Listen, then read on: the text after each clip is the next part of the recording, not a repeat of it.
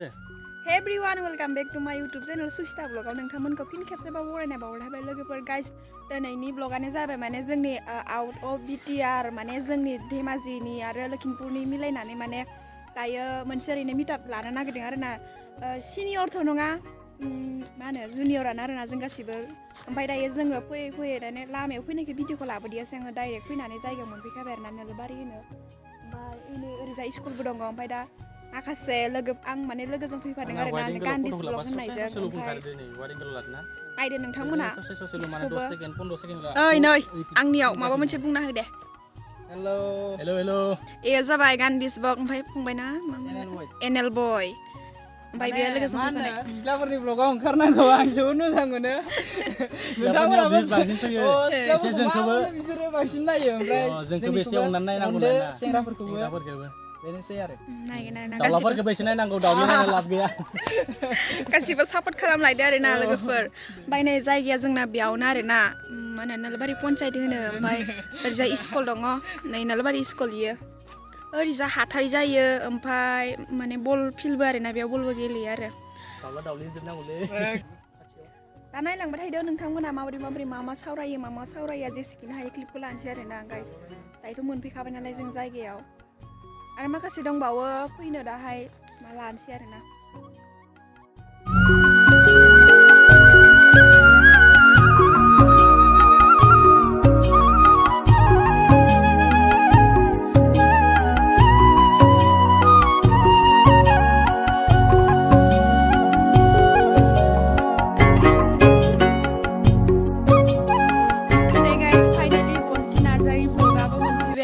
नोंथांमोनाबो आंनिफ्राय जाय साबस्क्राइब खालामाखै खालामना होदो इनिखौ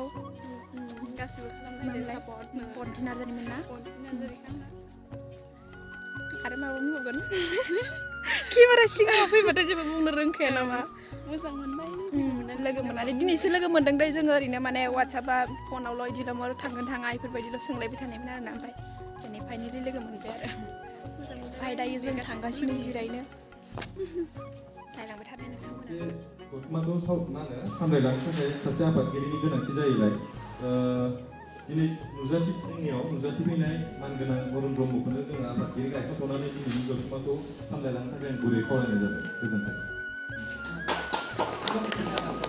साफ्रोमबो ससियेल मिडियायाव नांथाबना थानाय मानगोनां इउटुबार लोगो नोंथांमोन दिनैनि बे जिहेतु जों टेलिभिजन जिरायनानै जों माखासे गोनां सावरायनो लानायाव जितु जोंनि नेम बायदि हाबाफारि बायदि आफादगिरिनि गोनांथि हिसाबै जिहेतु दिनैनि मेलखौ नोंथांमोननि खावलायनाय बायदि आफादगिरि बिबानखौ गथायनाया गनायना लाबाय आरो मानसिखौ आजावनानै लाबाय होननानै नोंथांमोनसिम फोरमायबाय गोजोन्थों गोबां सिस्टेमै बानायो सोरबा ब्लग बानायो नङा होमबा सोरबा सर्ट फिल्म बानायो सोरबा आरो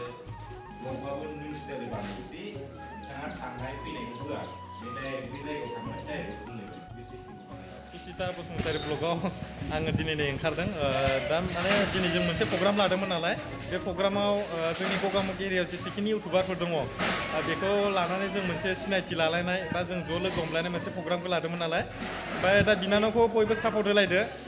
गेजेर गेजेर आंखौबो नुबाय थागोन दे बिनानावनि ब्लगाव दा जों माने दिनैसो जों सिनाखि जालायदों नालाय आं माने आसाखौनो खालामाखैमोन जोंनि जायगायावबो जे इमान इउटुबारफोर दङ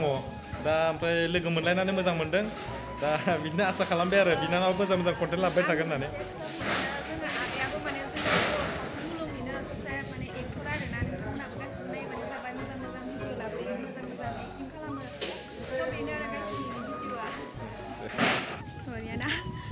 नै दायो थांनो ओंखारबाय जि बारबो बारबाय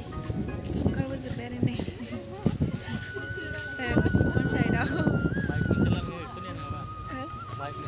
आङो ओमफ्राय नै गेस दायो जोङो ओंखारबोबाय आरोना पन्सायतनिफ्राय मिटिं जाखांनानै रायज्लायनानै गासिबो जाजोब्बाय ओमफ्राय दायो नोलोबारियाव थांगासिनो आरो जोङो माने नोलोबारियाव बिदिनो ओरैनो साहा लोंनाय माबादों आरो बेयाव थांसै बेनिफ्राय गावबागाव थांसिगोन आरो बेसे मोजां हाजो सेर सेर दैमा दालां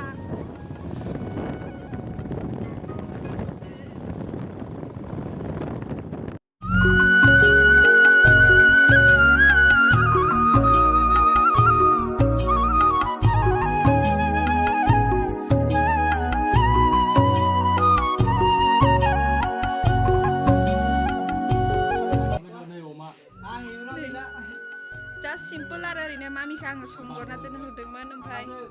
अमा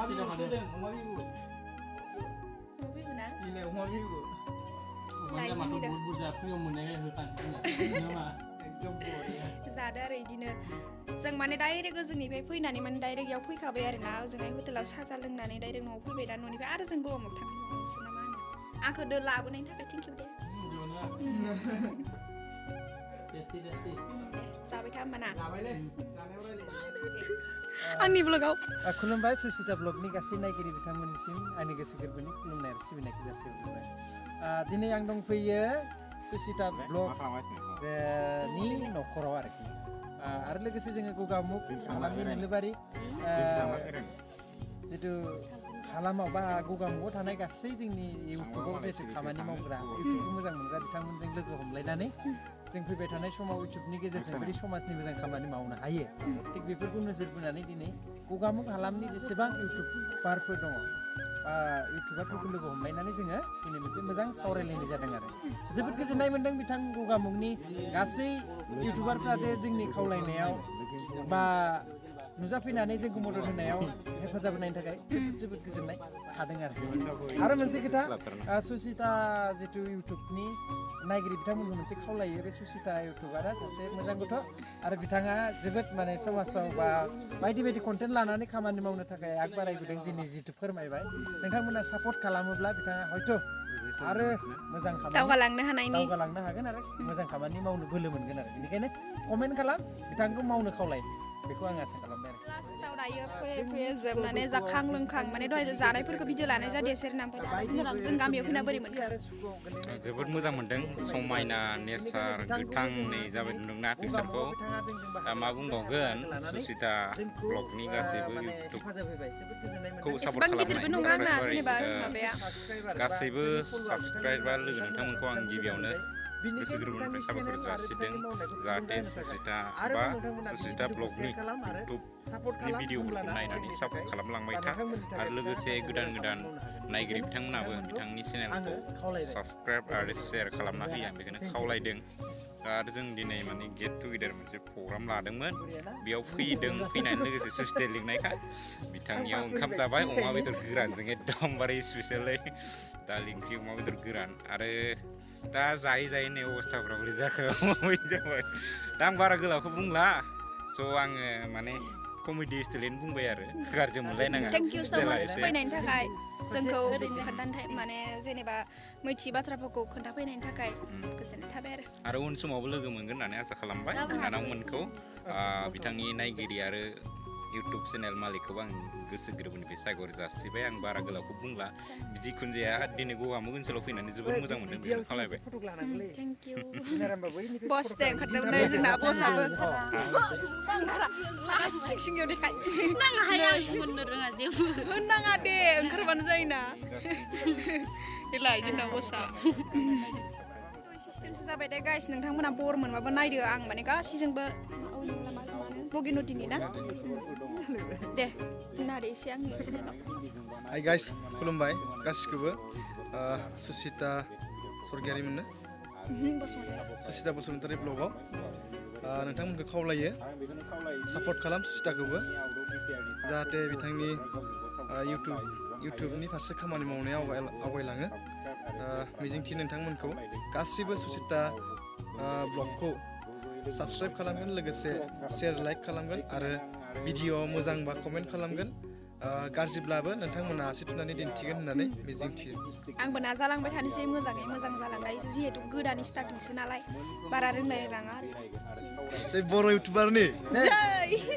हारसिंनो नै गासिबो थांनो ओंखारजोब्बाय नै जोंना आदा बिमला जों माबा मा होनो जोंनि माबानिनो आरो मा होनो जोंनि खाथिनिनो आरोना ओरैजा एकदम दे आदा बुंनो हादो एसे बिथाङाबो माबा दङ आरोना बेयाव थानाय माने गासिनाबो इउटुब चेनेल दंखाजोबो आरोना ओमफ्राय मा बावबाय सानजारि खौरां माने रादाब लाबोयो आरोना निउस ना बेफोरबायदि खुलुमबाय सुसिता ब्लग बेयाव गासैखौबो नायगिरि बिथांमोनखौ गासैखौबो बरायग्रोबाय आरो लोगोसेयैनो जों दिनै गासैबो गगामुग हालामनि गासै रादाब जेनेबा रादाब बुथुमगिरिजों लोगोसेयैनो गासै ब्लगार इउटुबार बिथांमोनखौ लानानै जों दिनै नोलोबारि पन्सायत अफिसाव जों मोनसे जुथुमनानै जों सावरायमेल लादोंमोन लोगोसेयैनो जोङो आदा अरुणमोनबो फैदों आदा अरुणनि दैदेननायावनो बे दिनैनि हाबाफारिया जाना थांदों जों मोजां मोनदों दिनै गासिखौबो जों लोगो मोननानै जों हयथ' सोरबा सोरनावबा इदि इउटुब चेनेल दं होननानै जों रावखौबो मिथियाखैमोन दिनै सिनायलायनो मोननानै जों गोजोननाय मोनदों बेखिनियानो थेंक इउ एसेनोसै आरोना थांबाय थानोसै गाइस जोंबो दायो बाइकआवसो थांगोन नालाय ओमफ्राय माने भिडिअ सिडिअ लास्टाव हानाय थांलामोनला आं थालांसो सानदोंमोन लाखिसो गारला जायगाखौ जोबोद मोजां फसायदों दि बिथोराव थाबाथाय स्रि स्राय गारि मटर माबा फैया ना बेखायनो मोजां मोनो आरो जिखुनु जाया थ' दायो गाइस आङो न'आव मोनफैबाय आरोना न'आव थांनानै न'आव नङा मिटिङाव थांनानै न'आव थांनानै ओंखाम जानानै बायदिसिना खालामनानै दायो आङो जास्ट रुमाव मोनफैबाय आरोना ओमफ्राय दायो फ्रेस जानोसै एसेनोसै आरो गाइस आंनि भिडिअखौ नायनानै मोजां मोनोबा लाइक कमेन्ट शेयार साबस्क्राइब खालामनो हाबानो जाबाय नोंथांमोना सापर्ट खालामाबा सोरथो खालामबावनो आरोना बेनो भिडिअ लाबोनो नाजाबाय थागोन आङो आरो दिनैनि भिडिअखौ जोबजासिम जोबोद साबायखर बावबाय ओमफ्राय दायो गाइस बाय बाय दिनैनि भिडिअखौ एसे दोनथ'नोसै लोगो मोनलायगोन